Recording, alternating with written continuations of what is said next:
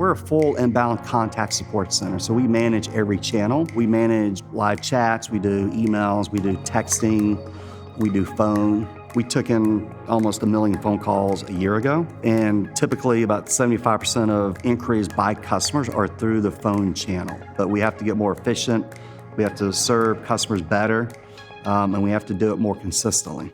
Voice AI is critical in today's environment. We are fully embracing it, knowing that Assembled can go in and build out the transfer, and then we start capturing all the data from the voice AI conversation, and then you take the AI summary that feeds into the ticket for Zendesk. So when an agent does get the call coming in, they have a lot of information in front of them at their disposal, so they don't have to restart the conversation over. And so the connection point into the environment of live agents to be able to back up the AI voice is really critical. Working with the Assemble team and trying to plan long-term of how do we keep evolving, they're very in tune in the build out and development. So the platform is very, what I call user-friendly. There's a lot of self-testing that I can get in there and play with it, right, along with their team, but I can do it on my own too. So there's a lot of use cases down the road of how we can keep evolving. We are exploring too with Assemble to implement their chat AI platform to tie into the AI voice. And then I think you do email too, right?